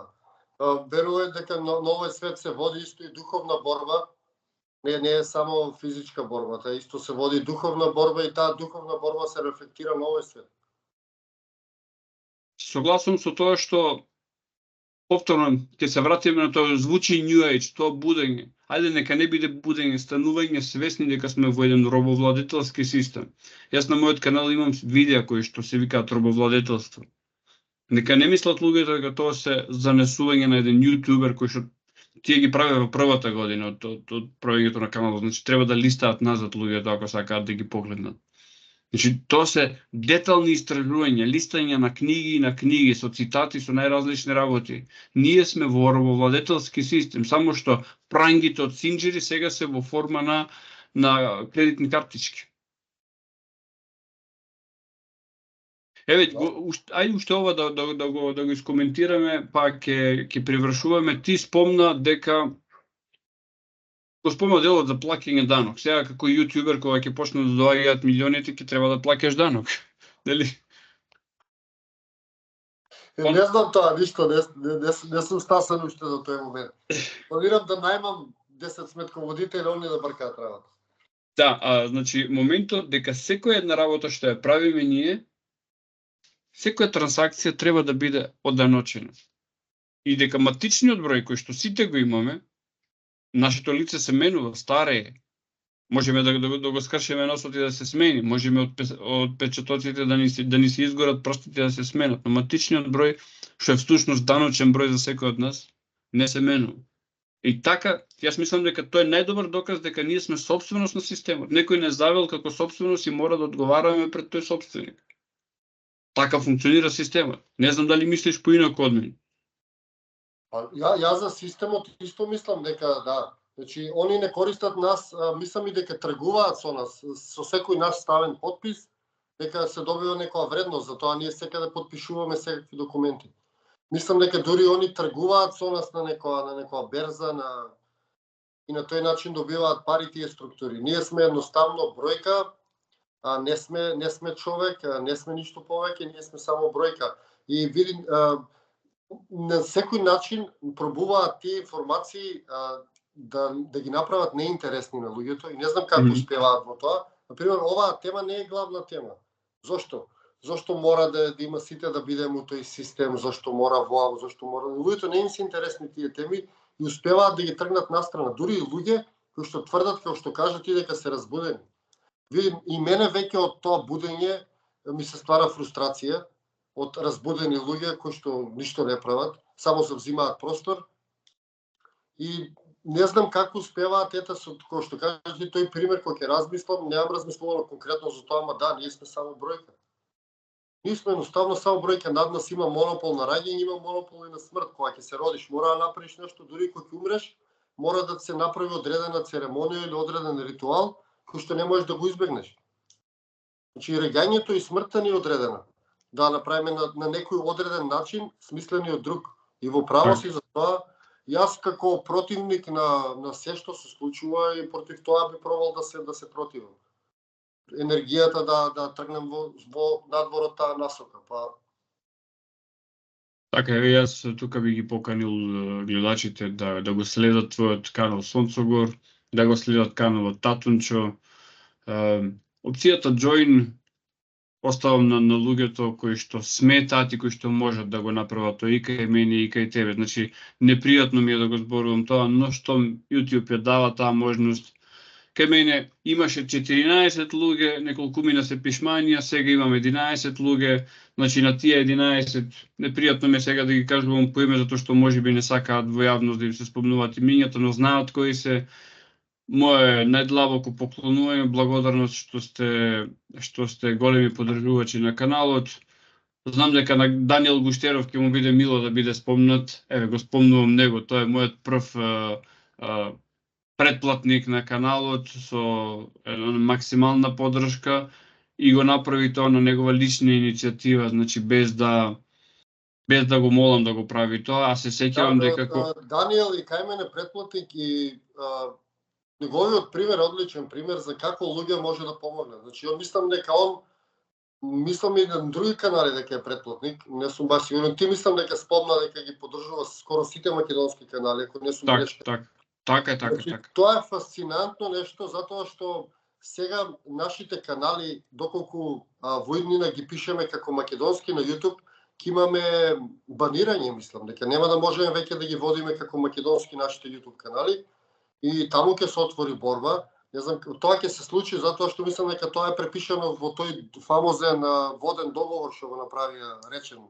Како беше последниот договор за името на вода што го правиа поморскиот, и таму е предвидено веќе македонски да немаме, а YouTube каналите нас за сега мене ми пишан ко македонски и на други, и мислам дека ќе имаме проблеми со тоа, и луѓето мислам дека ќе треба да не поддржат, затоа што кога се случи тоа, едноставно ние нема да можеме да бидеме на тој YouTube простор, затоа што ќе биде напорно на некој начин, ќе треба и со тоа да се замараме.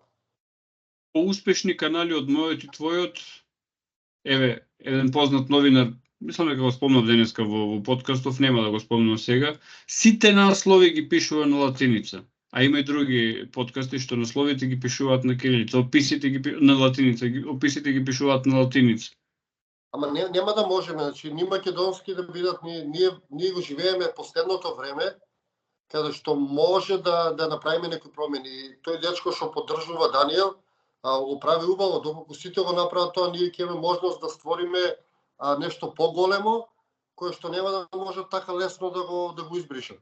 Значи, можеби и независни телевизии ќе формираме на некој начин.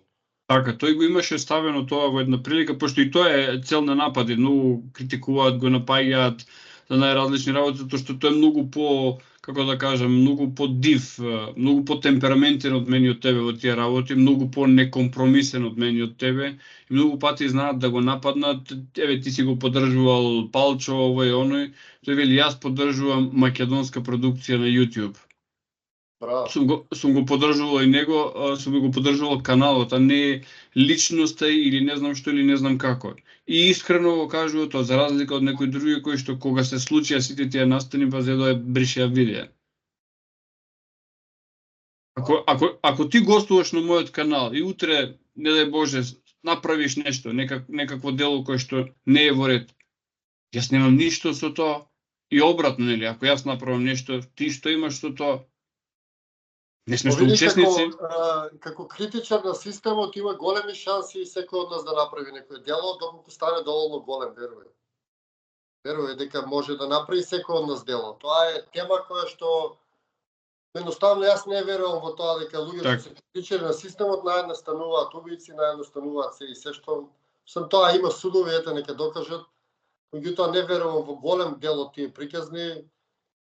Едноставно не верувам, така да нема потреба никој да се правда за никоја поддршка, поради тоа што ние моментално сме на дното, немаме напредок во никој систем, ни во екологија, ние не успеваме шумите да си ги спасиме, па не за друго. Значи, што има да се срамиме? Ние едноставно сме во таква соц што веќе немаме што да изгубиме. Шумите, изворите на вода, почвата, воздухот. Па сега наредно ќе кажам ексклузивна информација, не знам колку ќе биде точна, може веќе водата во Македонија да е продадена. Да е земена од некои ќе мора и вода во Македонија да плаќаме. И тоа е само можеби еден сегмент кој што луѓето, кај знам што да кажам, ќе им се случи и ќе не обвинуваат пак нас. Во Америка е забрането користење, значи не смееш да собираш дождовница во Америка. Во Македонија, во Америка не смееш да редиш камчиња едни врз други, зависи покрај плажи. Да? Да. Тоа сега на последната работилница ми го дознав, да. Значи, тоа се случува таму, тоа ќе се случи и кај нас. И немој луѓето мене да викаат после ја сум крив, оти јас можам да ме снема од утре и да си отидам на имото таму, кога што немам струја, ни да чуе некој, ни да ми чуе за нив. Затоа мене тоа ме вади од сите тие реакции. Јас ги гледам вака луѓето и вака стоам кој гледам, малце од тој став сум, само ги гледам и сикам луѓе, вие сакате да ми избуткате до некаде да ме снема, разбираш? Тоа им е целта, така да нека не криват луѓето, да што ги отвараме вие теми, што зборуваме отворено, туку нека се уклучат со нивни аргументи, со нивни размислувања и со нивни ставови, а не да ми повторуваат мејнстрим ставови. Луѓе што повторуваат мејнстрим ставови како папагали, не знам што размислуваат тие луѓе, дали општо размислуваат. Никако мејнстрим, значи сите се борат со мејнстрим аргументи. Дајте ми нешто друго, па и нека е лудо, и нека е чудно, и нека е глупо, само нека биде поразлично од мејнстримот. Тоа ќе ми каже дека вие размислувате. Така, јас се согласувам, луѓе кои што не се согласуваат со мене или со тебе, нека кажат дека не се согласуваат и нека аргументираат. А многу пати кога ќе видам коментар, не си во право, добро, во ред, не сум во право, ама зошто? Владко, ја некогаш сам не се согласувам со себе. Има моменти, јас сам кога не согласувам со себе, не па некој друг. Океј е тоа. Ама важно е после тоа ние да останеме пријатели и да не ми ги вадат тие мејнстрим аргументи. Јас не ги можам тие. Тоа не е мој свет, тоа е за мене испод ниво на комуникација и ти да повторуваш нешто што оди денеска на вестите како аргумент, не личи. Меѓутоа, ако имате различно мислење, слободно, а за несогласување. Јас на мојот канал имам ставено дека за мене слободата е пред се. Што подразбира таа слобода?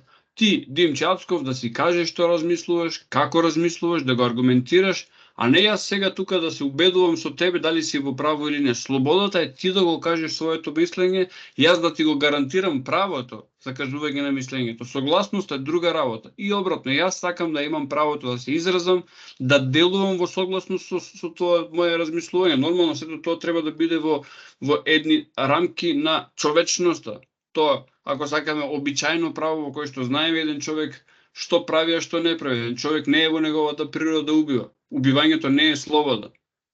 Од друга страна, говорењето на своите мисли, изразувањето на своите мисли е и текако слобода. И треба да се гарантира таа слобода. Дишењето чист воздух е слобода. Имањето дебела сенка од дрвјата кои што ги спомнуваш ти е слобода на која што имаме право. И не треба да се бориме против тие што ни одземаат. Секако, значи луѓето треба да си ги чуваат мислите. Исто и тоа е денеска мода да викаат остани без мисли. Како бе луѓе да останете без мисли? Тоа го рачунуваат како некоја зен состојба кога не мислиш. Замисли, до кој степен идем. Значи ја на сите викам гајте си ги мислите. Гајте си ги мислите и размислувајте, не седете така празно. Тој што седи така празно ќе остане, значи празна глава. Значи мора да се размислува, мора да се има мисла, мора мислата да се насочува, доколку ви е конструктивна мислата, окей, доколку ви е негативна, пак окей. Меѓутоа имајте мисли и не дозволувајте некој да ви каже дека вашите мисли не вредат или дека треба нивните мисли да ги цените повеќе од вашите мисли. Создавајте мисли, пуштете ги во етерот тие мисли и гледате како се менува светот. Затоа што верувај, мене ми е преку глава од тоа седи и не мисли веќе. Тоа го рачунуваат сега како напредок да не мислиш. Нешто што треба да е назадно, ни го продаваат како напредок. И не можам од тие работи јас да функционирам едноставно, ме блокираат, ми ствараат неубаво чувство. Сега да седам јас со некој што не мисли, па што ќе правам јас со тебе, како не мисли, што ќе разговарам? Замисли да бевме и двајцата што не мислиме и не размислуваме. Не, ама сега одат на работилници, плаќаат пари за да не мислат. Ти се верува ли тоа? Ми се верува. И одат луѓето на работилници за дишење. Нешто што ти е дадено од кога си роден, значи секакви идиотски работи се случуваат. Значи во светот. И јас им препорачувам на луѓе, бидете си луѓе, слушајте си го инстинктот. Слушајте си што ви кажуваат мислите. Одете во природа, секој ви се расчисти. Еве, илустрација околу мислите, ова се све хартии, бележник, мислите, кога мислам дека е важно да се забележат, да не исчезнат, седнувам и ги запишувам, еве ги поканувам гледачите да го прават истото, тоа е многу корисно. Не мора да пишуваат романи во не знам каков стил. Ако мислите дека некоја мисла е вредна за зачувување, седнете, напишете ја на хартија, еден ден ќе се навратите на неа, ќе видите како ќе ве облагороди тоа што сте го мислели, особено кога шетате, кога правите нешто кое што инспирира размислување, како што кажуваш ти. Јас темите за видеата на телефонот си ги запишувам. Најчесто кога сум на некои чисти места во пештера на врв, кога се бањам ладна вода, кога испам, тогаш ми идат мисли. Тогаш и ми идат теми, зашо да снимам видео, зашо да зборувам, и на телефонот си ги запишувам, најблиску ми е, сам на себе си ги праќам. Так. Да, за да си ги зачувам мислите, затоа што јас верувам дека мислата е многу важен дел, тоа е мотор. Значи нашето тело е составено од 5-6 мотора. Ти ако тргнеш еден мотор, телото нема да работи толку добро. А луѓето толку лесно си ги даваат своите мотори, тргни го егото, тргни ги мислите, па што сме ние без на што ќе останеме? Ај извади од колата филтер, извади пумпа, па да те видам како ќе ти оди колата. Така и нас, егото тргни го, извади ги мислите, извади го воа и ние остануваме само на еден мотор да работи телото. Еве ќе се навратам на тоа, ако ние се согласиме дека сме Божја творевина, а сме, направени сме такви по образот Божји и сме направени затоа што треба да бидеме такви. И треба да ги отфрлиме тие убедувања дека сме направени од самиот Бог, дека сме направени грешни и погрешни. Не, напротив. Со време се расипуваме и со вакви глупости се расипуваме. Погледнете едно мало дете, погледнете ја невидноста на тоа дете, ќе сватите дека ние се раѓаме совршени. После тоа се расипуваме. Да, па тоа викам ја, ние треба се чуваме, значи тој креатор знаел што прави. Не може ние повеќе да знаеме од него, он ни ставил са его во нас, ние ќе го убиваме. Ни ставил мисли, ќе ги убиваме. Ни ставил горделивост, ќе убиваме. Ни ставил инат, ќе убиваме. например, македонецот најголем оружје му инато. Така е, оправа се. Ние од инат можеме се да направиме. И доколку ние го отфрлиме тој инат утре кога ќе имаме потреба од тој инат, кога ќе бидеме нападнати од тие паразити, ние нема да можеме да се браниме. Па ние од инат што се вика светот сме го поробиле. Од инат влади менуваме. Значи тоа се важни работи кои што ние мора да си ги гајме. Секако треба да ги контролираш. Тоа е друго, да не им даваш додат некои насоки кои што се деструктивни. Меѓутоа да ги поништуваш тие работи од себе, да ги убиваш, тоа е најголема глупост која што ни е наметна таа источна филозофија која што навлезе кај нас. И мора луѓето да се свестат што им кажуваат и да прават спротивно тоа што им кажуваат. Може би на исток функционира, што знам јас. Може би на исток функционира. Добро, тоа кај нас тоа што доаѓа е источната работа премината преку филтрите на западот, на тие нивни тајни служби и нивни пропагандисти и донесена кај нас. Сурогат Не некоја е верзија. чиста источна пракса. Така, Димче, јас не би сакал да ги задржувам многу гледачите, затоа што ќе имаат многу за гледање. Од ова видео мислам дека излегува неколку добри поинти кои што ќе може да се направат и во неколку кратки видеа, да не ги нарекувам сега шортс, ама тие се тие, значи по една минутка што траат, мислам дека имавме добри мисли.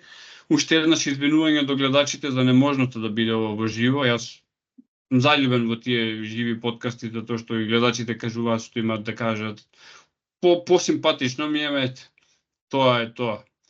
Твојата порака за крај и да се одјавуваме. Мојата порака е, кажам, добра мисла, добар збор, добро дело. Така, и субскрайб на нашите канали. Ова автоиронизирам, Димче. Ти благодарам многу. И тебе ти благодарам. Секој добро.